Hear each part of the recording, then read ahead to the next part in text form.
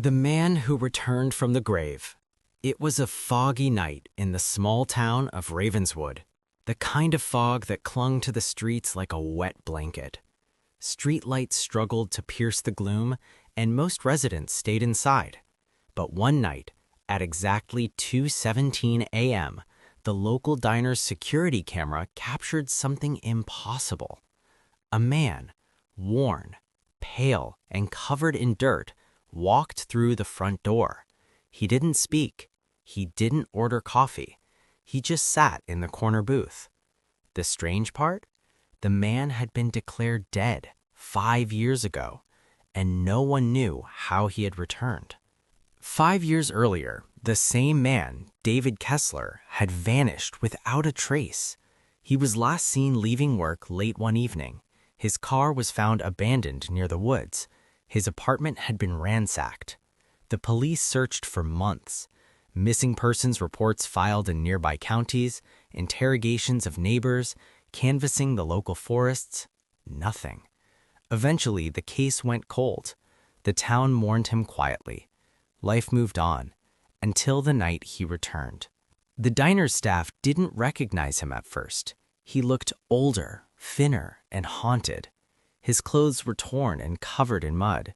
When a waitress asked if he needed help, he whispered one sentence: "They sent me back." Before anyone could respond, he stood, left a few coins on the table, and walked into the fog outside. Cameras captured his silhouette fading into the night, but no one ever saw him enter a car, a taxi, or any visible means of escape. The footage went viral in the town. People debated if it was a trick of the fog or something far more sinister. Detective Clara Jennings, known for solving cold cases, was called in. She reviewed the old files: abandoned car near the woods, apartment ransacked but nothing stolen, no signs of struggle at work or home.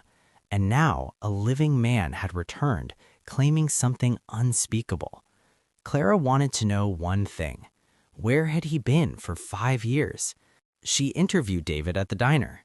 He refused to give answers directly. He only repeated the phrase, "The shadows don't let me rest." When Clara examined him closely, she noticed unusual scars on David's arms and neck. They weren't injuries he could have inflicted on himself. They weren't recent cuts either. They appeared deliberate. David wouldn't explain their origin, but he whispered something else. "They tried to take me back, and I escaped." Clara began to suspect he wasn't just a missing person returning. Something or someone was controlling events from the shadows. Clara revisited the woods where David's car was found. There were odd symbols carved into tree trunks, circular marks, lines intersecting like a map. Local legend spoke of the Watchers of Ravenswood, a secretive group rumored to abduct people and experiment on them, disappearing into the forest for months. Clara didn't believe in legends until she found strange footprints around the trees, too large to be human and not recorded in any wildlife guide. It seemed the stories weren't just myths. David finally spoke more clearly. He told Clara he had been captured by unknown entities who experimented with time, memory, and perception. He claimed they could make someone disappear and then return. He said, "They wanted me to forget who I was, but some part of me resisted. That's why I'm here." Clara documented everything, but couldn't confirm it scientifically. Other townspeople began reporting strange occurrences: lights flickering in abandoned buildings, people seeing shadows moving against the fog, unexplained sounds in the woods. It seemed David's return had awakened something. Clara searched David's old apartment for clues. She found journals hidden beneath a floorboard. Inside were drawings of intricate symbols similar to the carvings in the woods, notes about time outside time and watchers who never sleep.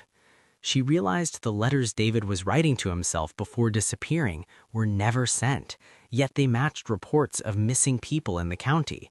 Someone or something had been keeping records. Someone had been planning his return. Word spread quickly. Residents were terrified. People reported seeing figures in the fog at night, doors opening on their own, and the distant sound of whispers saying their names. Despite this, some were curious. Journalists came from neighboring towns, documentaries were planned, and through it all, David remained calm. He said, "I won't find me again, but they might find you." 1 month after David's return, he vanished again. This time, there were no cameras, no witnesses, only a final note left on the diner table. "I walked back through the shadows, and now I am part of them." The diner closed for a week. The town never spoke openly about what happened. Some say if you walk the Ravenswood streets at night, you can see him in the fog, watching, waiting, unaging. Was David Kessler truly abducted? Or was this the work of something far older and darker than anyone could imagine? No one knows, but one thing is certain. The shadows of Ravenswood are alive, and some people never truly leave.